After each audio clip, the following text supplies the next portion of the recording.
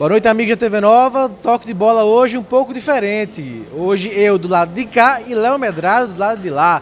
Porque hoje a gente tem um papo bacana, um papo interessante. Eu tenho a honra de... Na verdade, vou ter a honra de fazer a biografia desse cidadão aqui. Desse rapaz que eu considero um amigo e fã.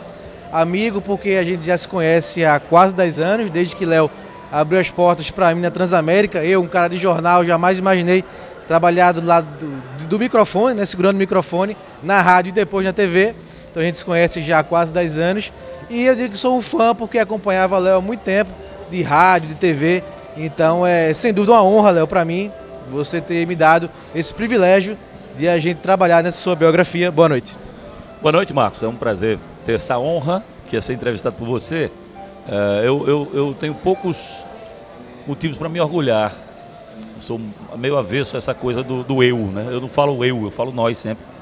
Mas aí tem que ser colocado no singular, porque na primeira pessoa, o pronome reto na primeira pessoa do singular, porque isso é um prazer pessoal ter dado oportunidade a vários profissionais na crônica esportiva de Pernambuco, né? Quando eu vejo lá na Rede Globo pessoas que passaram pelo nosso trabalho, com o nosso trabalho lá na TV Jornal, por exemplo, André Galindo, Bianca Carvalho, Jorge Aquirilos. Mais recentemente a gente tem o Diogo Marques, a gente tem o Vitor, pessoas que a gente teve o prazer de dar uma força no início da carreira, e aprendi muito também com as pessoas. Você vê, foi engraçado, o André Galindo, ele começa trabalhando com a gente na TV Jornal, e depois eu vou para a TV Globo e peço orientação ao Galindo de como proceder numa reportagem que eu fui fazer pela primeira vez. Eu fui ser repórter da Rede Globo lá em São José, nos Estados Unidos. Então foi realmente algo gratificante esse lado da nossa trajetória, de ter, né, dado a oportunidade a muita gente no nosso meio. Isso, só para passar um pouco de como vai ser o nome, né, do livro, a gente chegou no Léo Medrado, Sonhos, Histórias e Conquistas. Porque hoje, usando, Léo, uma palavra da moda, né? Você é um cara plural, um cara que conseguiu estar dos dois lados. Você é cronista ainda, deixou de ser um tempo, esteve lá dentro do futebol, primeiro como jogadores juniores do esporte e depois como gerente do Náutico, né? Então tem essas duas visões que às vezes é muito importante e pouca gente tem essas duas experiências. Então, mas tudo começa com sonhos, porque em Santa Maria da Boa Vista tinha um menino, um rapaz de uma família que também eu sei que, como a minha, a gente tem esse lado em comum, a gente respira esporte e futebol. Então fala um pouquinho desses sonhos do Léo Medrado ainda em Santa Maria da Boa Vista, de como era a luta, que eu sei que era para chegar, para ter as informações. Não é hoje que a gente liga um celular, tem tudo na palma da nossa mão, na internet, né? Não tinha Google, não tinha YouTube. Então fala um pouquinho desses sonhos e como era o esporte para vocês. Aí eu estendo também a Júnior, a Bruno, seus irmãos também, como era em Santa Maria da Boa Vista a relação com o esporte e seus sonhos. Aí já são 100 páginas do livro, né? Porque acabou a entrevista. Acabou a entrevista, porque tem muita história para contar nessa época. Era realmente uma dificuldade muito grande. Marcos, para ter uma ideia, não existia na fazenda onde a gente passava efetivamente as férias, que era uma fazenda chamada Fazenda Futuro, ainda bem que era Futuro, né? Energia elétrica. Então, você fechava o olho, quando se desligava o candeeiro, você fechava o olho, dava agonia, parecia que você estava cego, que você não via nada, você não tinha nenhuma noção do tempo durante a noite. A comunicação era zero. Para você ter uma ideia, no título de 75 do esporte, nos aflitos, eu vim saber o resultado do jogo 24 horas depois, quando o jornal chegou pelo Pinga-Pinga. O Pinga-Pinga era onde parava em todas as cidades, né? Aí eu fiquei na porta, só tinham 4 jornais que iam para a cidade. Um era de um primo, Xistinho, e aí eu fiquei na calçada esperando chegar o jornal para saber quanto tinha sido o jogo. Para você conseguir uma ligação telefônica para cá, você ia para um posto telefônico e pegava uma fila de umas 15 pessoas e a telefonista ela discava o zero para ver se conseguia a linha. Até umas 30 vezes que ela discasse, impossível conseguir. A partir de 30 vezes ela conseguia uma linha. E aí a pessoa entrava na cabine, ia falar e caía a ligação constantemente. Então você tinha que passar a noite inteira para conseguir fazer uma ligação. Com relação a esportes, curioso. Você vivia num cenário, quando vinha aqui para Recife, na época da parte letiva do ano, você falava sobre Náutico Santa Cruz e Esporte. Quando você ia para Santa Maria, Esqueça Pernambuco. Vasco, Flamengo. Vasco, Flamengo. O Rio era mais forte, né? Muito mais forte. E a gente tá falando dos anos 70, não é isso? Estou falando de 70. Eu nasci em 65, nós estamos falando de 70 e... Quando eu me entendo por gente que eu começo a lembrar alguma coisa, a partir de 73, 74 em diante. E aí, lá, cada um adotava um time. Eu adotei o Flamengo, não pelo Flamengo, eu adotei por causa do Zico. E tinha muito isso também. Então, eu tinha primos que eram Fluminense por causa do Rivelino. Eu tinha primos que eram Vasco por causa do Roberto Dinamite. A identificação dos jogadores com os times na época ajudava. Era muito forte. E eu torcia pelo Zico. O Zico, se ele saísse do Flamengo e fosse pro Fluminense, eu torcia pelo Zico, torcia pelo Fluminense. Então essa era a identidade que a gente tinha. Infelizmente a gente não tinha como mudar isso aí. Eu até escrevi uma crônica há alguns anos, Os Filhos da Parabólica. Eu fui um filho de Parabólica, porque eu tive que assistir, me acostumar a ver Campeonato Carioca. Houve uma cena grotesca, que eu nunca vou me esquecer. Na final do Campeonato Brasileiro de 80, eu, Bruno e Júnior, de joelhos, à frente da televisão, torcendo pro Zico, contra o Atlético Mineiro. Você vê como era forte. Mas quando a gente chegava pro campeonato, para Pernambuco, aí cada um tem o seu time aqui em Recife, e a gente... Só que eu era meio... Eu ia para jogo dos 3 times. Eu fui ver o Náutico ganhar do Sport 5-0 nos aflitos, fui ver não consegui ver o título de 75, porque eu não consegui... Eu não estava aqui, eu estava lá em Santa Maria. E o de 76, Santa e Náutico 2-0, eu fui pro Arruda e não consegui entrar. A partir, acho que 77 em diante, eu fui a todas as finais, menos a final de 94, porque eu estava na Copa do Mundo, quando o Sport venceu o Náutico 2-0. Isso eu me lembro que meu pai me falando, né? Que os anos 70, os 3 times eram muito fortes, né? Então, eram campeonatos pernambucanos bem disputados, né? A década de 80 também, um pouco mais forte. Não tem essa disparidade que a gente tem hoje, com o Sport com muito mais dinheiro também, né? É bem interessante isso. Eu vou lembrar 3 escalações de 74, 75 e 76 que mostram a força do futebol daqui. Neneca era o goleiro do Náutico 74, foi campeão brasileiro com o Guarani em 78. Borges, Beliato, Ciri Clay foi a maior dupla de zaga que eu vi jogar aqui em Pernambuco. Eles jogavam por música, hoje são concunhados. E o Beliato, ele era clássico, né? Nas peladas que existiam, Brasil afora, Pernambuco afora para ser mais preciso, porque não tinha tanta difusão do futebol daqui para fora, mas tinham muitos Beliatos. Você ia na pelada, quem é aquele Cláudio, mas pode chamar de Beliato. Meu tio Adalberto, o apelido dele era Beliato. E França, que era no lateral esquerdo. Aí Juca Show, Vasconcelos, que brilhou, que era chileno, que brilhou no Palmeiras, e Jorge Mendonça, que fez essa apresentação. Dedeu, folclórico Dedeu, Paraguai, um ótimo centroavante, e Lima, ponto esquerdo. 75, o Sport forma a seleção do Nordeste. Sport 20 vezes campeão, né? 20 vezes campeão e há 12 vezes saindo da fila, né? O Sport vinha de um hexa do Náutico, um penta do Santa, mais um título do Náutico, que evitou o hexa do Santa. E o Sport formou com... Olha os 2 goleiros, Toninho e Tobias. Um foi pro São Paulo, outro foi pro Corinthians. Tobias foi ser vice-campeão, já em 76 pelo Corinthians, na final contra o Internacional em Porto Alegre. Então Toninho ou Tobias. Louro, lateral direito. Aí zagueiro tinha Assis Belém, tinha Silveira, tinha Samuel, tinha Pedro Basílio, tinha Djalma, que era o titular da 4ª zaga, e tinha Cláudio Mineiro. Luciano Veloso, Assis Paraíba, que era um cracaço de bola, e Garcia. E tinha o Milton, que entrava de vez em quando, e o Pérez, o português, que entrava de vez em quando. Jangada, Dario, que foi a contratação que mais revolucionou o Pernambuco na década de 70. A do Luciano foi importante, porque o Luciano era ídolo do Santa e foi direto para o Sport. Isso era raríssimo aqui. Mas a do Dario, jogador campeão brasileiro com o Atlético Mineiro em 71, ex-seleção brasileira. Peito de aço. Foi uma jogada de ousadia. Entrevistei recentemente o Jabas Guimarães, ele falava sobre isso. A contratação do Dario foi algo inimaginável para os cofres de Pernambuco naquela época. E o Peri, na ponta esquerda. O Santa de 76, Gilberto, Carlos Alberto Barbosa, saudoso Carlos Alberto Barbosa, chegou à seleção brasileira de novo. Lula Pereira, Levi Culpe e Pedro Nepomuceno, Givanildo, Carlos Alberto Rodrigues e Mazinho Deus Ébano, que foi meu treinador depois, excepcional jogador. Estava no lugar errado, na hora errada, foi reserva de Pelé a vida inteira. E lá na frente o Luiz Fumanchu. Aí teve Ramon, depois Volney, depois Nunes e Pio, depois Joãozinho na esquerda. Então eram times maravilhosos. E tem um detalhe grosso, Marcos. 60 foi Náutico, 70 foi Santa Cruz, 80 equilibrou, foi a década mais equilibrada. E aí 90 em diante começou a dar esporte, o esporte disparou. Bom, a gente já avançou aqui para a sua vinda para o Recife. Fala um pouquinho dessa vinda em definitivo, né, para o Recife. E já entrando também na fase de jogador de juniores do esporte. E se hoje, com o futebol de hoje em dia, seria diferente tua vida dentro de campo? Bom, muita coisa eu pulei de Santa Maria que eu vou deixar para o livro, que é exatamente a parte da paixão pelo esporte, né? A gente jogava numa quadra de meio-dia, os pés da gente não tinham pele, tinha uma crosta embaixo que permitia a gente jogar de meio-dia no sol quente, né? Porque também só podia jogar meio-dia porque só tinha uma quadra. Então os marmanjos ganhavam a partir das 3 da tarde, eram os cabas de 20 anos, a gente só podia jogar mesmo nessa hora, meio-dia. Mas tem muita história para contar com essa parte, a gente jogava vôlei, inventava coisa. Cheguei a fazer, a gente fez um grupo de teatro em Santa Maria, foi absurdamente revolucionador. Essa eu vou anotar aqui que não tinha no roteiro. Anote, porque a gente criou, a gente não, um tio meu, né, foi para Santa Maria e falou, vocês só fazem jogar futebol, jogar vôlei e de noite fazer farra com violão. Precisa fazer alguma coisa diferente. Aí ele levou uma peça chamada O Dia em que Lampião Entrou em Santa Maria da Boa Vista. É muito gozada a peça, muito gozada. Eu tenho até hoje o roteiro, o texto, e ele é fantástico. E pessoas da cidade participaram. Bom, vindo para cá, Santa Maria era assim, eu estudava no Jesus Crucificado até 1975.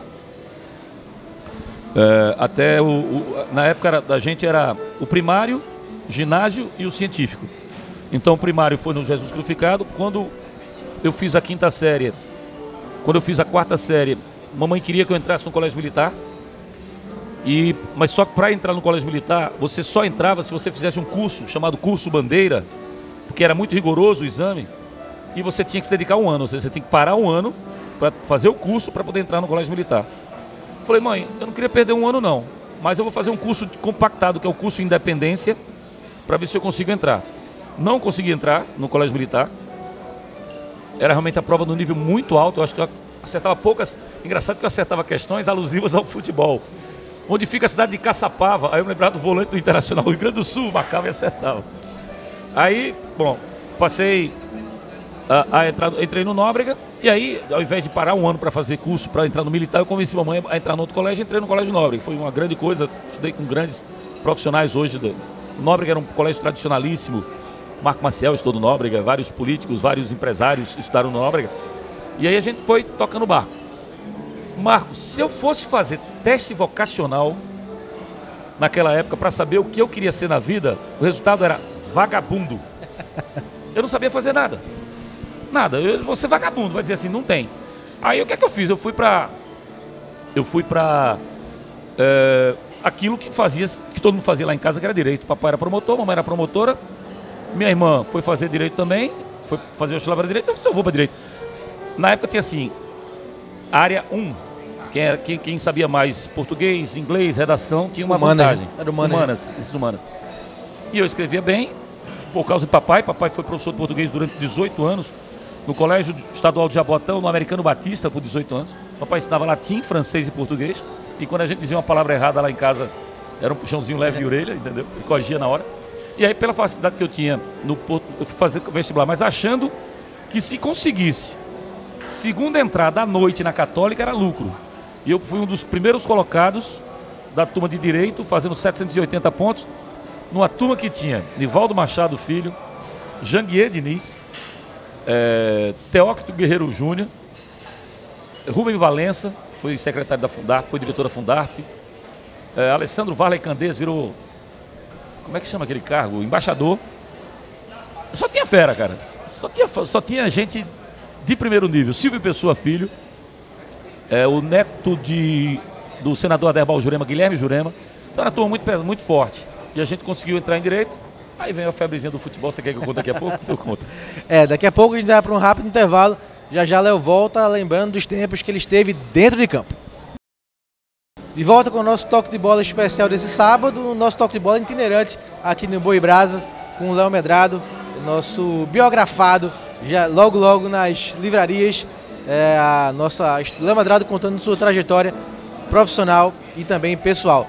Bom, Léo, dentro de campo, você depois que conseguiu entrar na faculdade de Direito e cursar Direito, acabou indo para o campo, né? Como foi essa mudança, né, tão brusca de sair da faculdade para os campos, e se fosse hoje em dia, você acha que sua história teria sido diferente pelo que se joga hoje na base, pela importância que se tem hoje da base?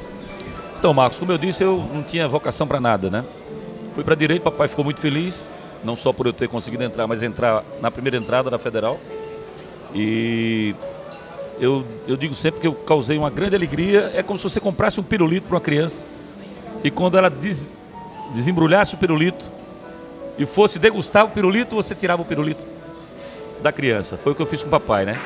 Porque eu fiz o primeiro semestre, mas o curso ele é decepcionante no básico, porque ele tinha filosofia, economia, sociologia, e eu queria ir para o júri, eu queria ir para ver a coisa da criação, sabe? A coisa da parte de criatividade que teria uma pessoa para conseguir fazer com que um júri inteiro acreditasse nele, naquilo que ele estava fazendo. Isso me seduzia. E eu tinha um companheiro inseparável. Eu toquei violão nos bares de Recife, Senzala, Mandala, Chaplin, Rasgo de Lua, 2 a 2, Meio do Mundo. Nunca fui a atração principal, mas sempre estava lá dando canja, né? E aí eu andava violão dentro do carro, então a gente praticamente não via as aulas. A gente ficava, quando era uma aula chata, a gente saía, ia tocar violão, depois vinha o final da aula. Os professores também não eram exigentes. A faculdade era bem tipo, você que tem que ter noção do que você tem que aprender, não é como no colégio que você tinha que ir. E eu fui fazendo. Só que aconteceu algo curioso. Eu tinha tentado ser jogador de futebol nos 3 clubes de Pernambuco. Aos 19 anos de idade, o limite do júnior era 20, eu entro na faculdade de Direito e alguns ex-alunos do São Luís me convidam para jogar uma pelada. Pô, mas eu estudei no Nobre. Não, pô, mas a gente consegue lá, 2, 3 alunos de outros colégios, a gente consegue. E eu fui para o São Luís e bati essa pelada. Fazia meus golzinhos e o juiz que apitava... Pra gente situar um pouquinho o telespectador, era meio estilo Jardel? Então, tem essa versão porque eu sou alto. Eu não tinha muita habilidade, vou explicar, bem simples, eu não tive base, né? Então, essa coisa de dominar a bola bem, com categoria, coisa e tal, eu não tinha, mas eu também não era um Jardel porque eu gostava muito do Sócrates. Então, eu dava muita bola de calcanhar, treinava bastante calcanhar. Batia sempre na bola tentando ser elegante, quer dizer, batia muito de chapa na bola. Quando ela sobrava para bater de pé direito, eu pegava bem de pé direito no peito do pé. E com a perna esquerda, um tio meu, esse mesmo que introduziu o teatro lá em Santa Maria, eu com 12, 13 anos batendo pelada lá, e toda vez que a bola caía na minha perna esquerda, eu tentava com a dificuldade danada puxar para a direita. Por que você não bateu com a esquerda? Eu falei, você é louco, eu vou meter essa bola, você vai chutar com a esquerda. E eu comecei a desenvolver a perna esquerda, mesmo jogando errado, mesmo... É curioso isso aí, Marcos, até para crianças que estão vendo. Tem gente que até hoje não corta a unha. Por exemplo, se você é destro, você não consegue cortar a unha da mão direita. Eu? Pois é, eu corto. Porque através dessa teoria dele, que quanto mais você vai fazendo, mais você desenvolve, eu fui chutando de perna esquerda e cortando. Então eu corto nunca pedi ninguém para cortar a unha da minha mão direita, eu sempre cortei. Porque eu acreditei nisso. Era muito falho nos conceitos básicos, né? De domínio, de passe, porque eu não treinava isso. Treinava muito cabeceio, porque eu tenho 5 anos a mais do que Bruno e 6 anos a mais do que Júnior. Os meninos eram muito pequenos. Então quando eu tinha meus 12, 13 anos, eles tinham 6, 7. Eu ia sozinho pro quintal de casa e chutava uma bola dentro de leite numa quinazinha que tinha na parede. Ela subia e aí eu treinava o cabeceio. Então isso eu era muito eficiente. Quando eu chego na pelada, fazia muito gol de falta também, treinava muita falta. Aí o Geraldo Célio me veio jogando, que apitava pelada, falou assim, por que você não vai fazer um teste? Eu já fui em tudo quanto é lugar. Disse, não, mas vai fazer agora que você... Mas eu tenho 19 anos, cara, eu vou não vou conseguir passar. Vá que eu sou o preparador físico dos juniores. Eu disse, agora vai, né? E aí eu fui pra lá cheio de esperança. Segunda não treinei, terça não treinei, quarta não treinei, quinta não treinei. Eu falei, Geraldo, tu é o preparador físico, com tu que me vê jogar, não consegue me botar a treinar? Não vou conseguir. Cidinho era o técnico. Não, amanhã você faz um teste. E aí eu fiz um teste, cara, era uma coisa absurda, porque eram mais de 30 meninos, maltrapilhos, humildes, as camisas todas rasgadas que eles davam pra gente fazer o treino. Não tinha estrutura nenhuma a base do esporte na época. Mas eu, enfim, conversei com os meninos, né? Falei, ó, se cada um tentar ser individual, ninguém vai fazer nada, vamos tocar bola. Eu fiz 2 gols de cabeça no primeiro treino. Cidinho olhou pra mim e fez, vem a segunda-feira. Nesse primeiro treino, a gente treinou contra os reservas dos juniores. Quando foi na segunda, eu treinei pelo time reserva. Depois do primeiro tempo terminou, eu entro no time reserva para treinar com os titulares. Aí foi uma carnificina, cara, porque eles tinham uma panelinha de não deixar ninguém entrar. Carlos José, que hoje é gerente do Salgueiro, e o Cláudio, que jogou profissional no esporte depois, foi famoso, eu brinco muito com ele. O lance mais famoso é aquela saída de bola errada que ele perde a bola pro Bebeto, o Bebeto faz o gol do Maracanã, e que o Robertinho tinha feito o gol do Fantástico aquele mesmo dia. Mas o Cláudio se tornou um grande profissional, um grande jogador. Então os dois me marcando. Eu ia para um lado e levava porrada, levava para o outro. Cláudio que sabia sair jogando, mas eu não vou fazer nada aqui, né? Novamente fui bafejado pela sorte, fiz 2 gols de cabeça. Aí o Cidinho me contratou, me pediu para assinar carteira, mas aconteceu algo curioso. Só iam 5 jogadores para o banco, eu nunca fui titular, mas todo jogo ia no banco. Porque a tese do Cidinho é de que 30 minutos do segundo tempo, não saiu gol, ele me botava para tentar o jogo aéreo. 6 centroavantes no grupo, não ia ter chance nunca como titular. Tinham jogadores que eram melhores do que eu, um deles Henrique Rocha, irmão do Ricardo Rocha, que era muito bom, era doido, mas era muito bom. Aí eu vou para o ano seguinte, aí muda tudo. Vem Eurico Amaral, pai de Marcos Amaral, que foi diretor do esporte, e se dedica só à divisão de base. Ele dá material novo, roupa nova, fica um negócio sensacional. Mazinho é contratado para ser o técnico e Carlos Alberto Silva assume o profissional. Mazinho é o auxiliar técnico dele, do Carlos Alberto Silva. E aí o Mazinho vai ser o técnico do Júnior. Todo domingo tinha um jogo de manhã, Barcelona do Jordão, Botafogo da Estância. Eu sempre fazia 1, 2 gols, depois Mazinho botava o time reserva. Meu reserva era Iberê, irmão do P. Luiz, que jogava excepcionalmente bem, handball. Mas o futebol era brabíssimo, eu falei, tô tranquilo. Mas cometi um deslize. Como eu falei, eu tocava violão e conheci uma turma que me apresentou ao dono de um bar, que por sinal é um grande juiz hoje, Luiz Mário Moutinho, que vai muito na CBN apresentar palestras e traz muita gente interessante. Ele e o tio dele, Aurino, me convidam para tocar violão no Norte. Agora, para vocês entenderem, Norte era um barzinho, para vocês entenderem as circunstâncias. Eu ganhava no Júnior do Esporte R$50 por mês. Dinheiro, vamos botar assim. Ele me ofereceu R$200 por noite que eu tocasse, com direito a beber de graça e a comer de graça. E para fazer uma coisa também te divertia, né? E para juntar uma turma de amigos dentro do restaurante. Eu falei, pô, você tá... Proposta indecente. Não tem nem o que pensar, né? Marcos, é muito engraçado. Eu começo a tocar violão no bar, chego de 5 da manhã no domingo em casa, tomo um banho, vou jogar. 5 da manhã, vou passar na cantina Star, comi um filé parmegiana e ia jogar. Professores eram Charles Muniz, novinho ainda, e Lorinaldo Silva, coronel reformado da aeronáutica. Cara, Lorinaldo fazia, tem gente que tá cuspindo bala. Porque a saliva quando você batia, depois de tomar um chopp, nossa senhora. E eu fui negligente, confesso. Até que Augusto, que infelizmente morreu, Augusto era um cara fantástico, jogou no profissional do esporte, foi contratado por um time da Bélgica e lá rompeu a aorta, morreu. O Augusto estudava no Radier, que era pertinho do bar onde eu tocava. Um dia ele se irritou com a cantina, fez, vou buscar uma coisa nova por aqui. E achou o Norton, que era uma cantina na frente. Ele entrou no Norton com um crucifixo de bambu que eu trouxe de Santa Maria para todo mundo. Quando o cara viu o crucifixo, e a gente andava com a camisa... Eram 2 coisas que ele fazia. Cabelo enroladinho de Neutrox, você botava Neutrox, o cabelo era ruim para gravar, e assim, o cabelo ficava todo enrolado. E camisa aberta com o crucifixo no peito. Quando ele viu o Augusto, os garçons viram o Augusto, falou, ô, onde é que você conseguiu esse colar aí? Aí ele fez, foi um amigo que me deu. Eu disse, você joga no esporte? Jogo. Você joga com o Léo? Jogo. Como é que vocês conhecem Léo? Ele toca aqui. Meu mundo caiu. A casa caiu. O Augusto, que era muito engraçado, o Augusto chega pra mim e fez, a casa caiu. Eu disse, o que foi que aconteceu? O senhor tá tocando violão no barzinho assim, assim, assim. Eu disse, silêncio, quieto. Ele fez um lanche todo dia de graça, pra eu ficar quieto. E assim foi. Eu subornei o Augusto, ele se subornou para que ele não contasse nada. Mas chegou um ponto em que a consciência bateu, eu fui para Charles Muniz, contei a história, é verdade, que eu estava tocando toda noite.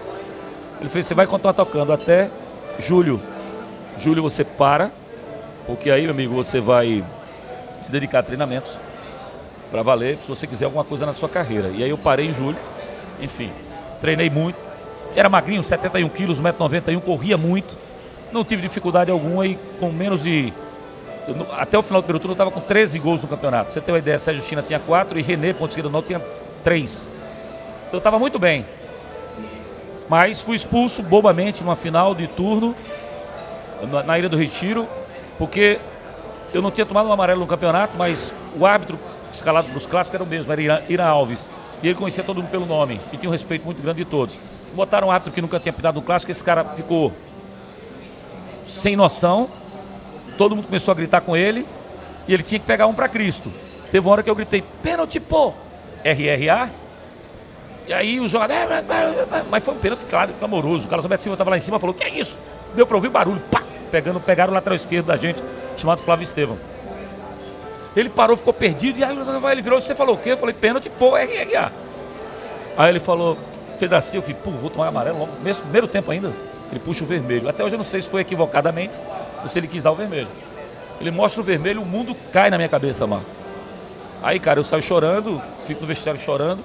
A gente tinha que ganhar o jogo do Náutico.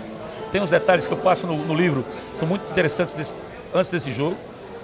O Carlos Alberto Silva desce, pergunta o que aconteceu, eu falo pra ele, você falou isso? Ele expulsou. Ele foi lá dentro dar no juiz. E aí contiveram ele, coisa e tal, o Sport precisava vencer o jogo, ficou no 0 a 0, a gente perdeu o turno. Nessa semana, Nereu Pinheiro, que queria derrubar Mazinho para assumir o comando técnico do Sport, vai até Sergipe e traz Nando Lambada. Quando traz Nando, ele é inscrito de última hora. Eu passo uma semana sem jogar, porque não era um jogo de suspensão, era uma semana, ou seja, 2 jogos fora. Nando não está regularizado. Eu volto como titular ao time do Sport. E aí sofro uma contusão absurda de um cara chamado Valdir Carioca, do time profissional do Sport, tinha Gacém e Valdir. E Carlos Alberto Silva de vez em quando me chamava profissional porque era alto, e ele queria testar a dupla de zaga. Houve um coletivo, eu fui jogar o coletivo e numa jogada maldosa do Valdir Carioca, o pessoal tirou onda com ele porque eu botei a bola na frente. O menino, como é que ele chamava? O Juvena tá deitando e rolando. Aí quando eu entrei na área, cara, que eu vou fazer o gol, eu sinto uma dor por trás, ele bate no tornozelo. A impressão que eu tenho que tinha quebrado a perna, tornozelo, tudo, caio no chão, chorando, gritando. Romualdo Veras está atrás da barra, vem, olha pra mim, calma garoto, pode ficar em pé, que você não ouve nada de grave não. Quem ficar em pé? Quando eu botei o pé, eu arriei, e aí não joguei mais o campeonato. Acabou ali a carreira. Eu podia, Marcos, ter insistido, porque voltou depois do campeonato de aspirantes. Mas nesse meio termo, Nereu Pinheiro assume, e o Sport tinha 2 centroavantes, que era Henrique Rocha, que volta, e Nando, que tinha sido cria do Nereu. Eu falei, eu não vou jogar. E aí eu tinha deixado já faculdade de Direito, trancado Direito, nesse meio termo, fiz Educação Física, tranquei, fiz jornalismo, falei, não vou trancar a terceira faculdade. E aí decidi que quem não pode fazer, pode falar sobre. E aí eu fui falar sobre. E essa história de falar sobre, a gente retorna, claro, em próximo programa, né? Porque, como já era de se imaginar, meia hora é muito pouco tempo para falar da trajetória do Léo. Mas antes de acabar esse primeiro programa, falar só um pouquinho para fechar essa parte do futebol, de tuas experiências práticas no futebol, da gerência do Náutico, né? Você assume a gerência, um carro que não havia aqui no estado, na década de 90, 96, 97, né? Se eu não me corrija se eu não estiver errado. E a gerência do Náutico quebrou, espatifou, já tinha 10 anos de rádio, espatifou as minhas teorias. A palavra é essa, espatifou. Porque todo mundo enche a boca para falar planejamento. Esqueça planejamento. Num clube de Série B, num clube de crise, sem dinheiro, não dá para planejar. Você tem que ir fazendo andar até que você consegue chegar na primeira divisão. Até que tua receita apareça. Quando essa receita aparecer, aí você pode planejar. Não tinha como. Então eu era cobrado todo dia, eu chegava no Náutico às 7h30, 10 horas da noite. Um cenário parecido com o que vivem hoje Santa e Náutico, né? Não. Era pior? Não existe. Nada Era igual. Pior? Completamente pior. Hoje você tem receitas fixas. O Náutico ganhou 4.300.000 na Copa do Brasil. Você não tinha dinheiro para... Eu saía do Náutico... Você não tinha chance de ganhar Não isso, tinha, né? nunca. Eu saía para vender cadeira cativa do Náutico por R$1.000 em Moreno. Eu entrei para ser gerente de futebol, mas descobri logo de cara 2 coisas. Uma foi Edson Nogueira que me ensinou antes. Não minta para jogador. Eu não mentia. E o outro era, não se tem poder devendo. Então o Náutico devia sempre. Eu dizia, eu vou ser respeitado por João Marcelo, campeão brasileiro com o Bahia, malandro, cheio de ginga, chegar para mim e dizer assim, ô Léo, pô, tá faltando dinheiro até para pagar não sei o que lá. Eu ia conseguir R$1.000 e dava para ele. Vendia uma cadeira, vendia um prisma. Fazia promoções de troca de café, isso que todos com a nota faz. Foi em 98, o doutor Eduardo trouxe de Sergipe, quando ele, Eduardo Campos, era secretário de Fazenda, da Fazenda do governo do Miguel Arraes. Só que em 96, eu peguei aquele setor de gerais do Náutico e vendi para o Café Royal R$5 o ingresso. Eu vendi todo o setor para o Café Royal, ele me pagou 25 mil. E o acesso ao estádio era com 2 pacotes de café. O café custava R$1,50. Você comprava 2 pacotes de café, dava R$3, era mais vantagem você comprar o café. Então a gente tinha que se virar, porque não tinha como comandar o jogador. Aí tem muita história para contar lá, desde contratação de jogadores. Principalmente o contato diário com o Givanildo Oliveira, né? Que foi o técnico do Náutico dessa época, mas a gente guarda pro livro, para deixar o pessoal um pouquinho com água na boca. Bom, para acabar esse primeiro programa, rapidinho, complete a frase. Jogador do Sport e gerente do Náutico, o que do Santa? Treinador, eu tenho esse sonho. Um dia eu quero ser treinador do Santa. Na verdade, já bateram à minha porta 3 propostas para ser treinador de futebol. Nas 3 propostas eu estava começando um projeto novo. Não sei se eu resisto a um novo convite, não. Tá aí, com esse recado dado, de forma mais direta possível, a gente encerra o nosso Toque de Bola interativo hoje, aqui direto do Boi Brasa, falando um pouquinho do que vem por aí. O livro Léo Medrado, Sonhos, Histórias e Conquistas.